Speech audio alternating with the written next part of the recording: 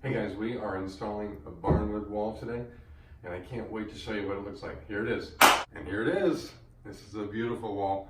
We did silvers and brown tones in this wall. Client sent me a picture of what she was looking for, and I think it turned out amazing. So some of these boards they're all over 100 years old. Some of them we really like to emphasize the saw curves on them. So it was really fun to show that. Some of them we ran through the planer and got the naily wood on the back side of them. So it's just fun to play around and have a really, really pretty wall when it's all done. But you come around here and look at it from a straight on perspective. I'm also going to open up the blinds, just maybe open up a little bit light in here.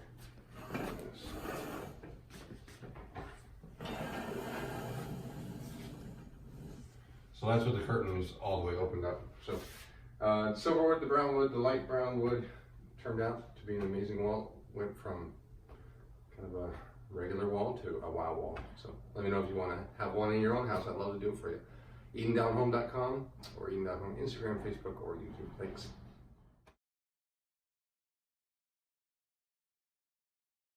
One. And here.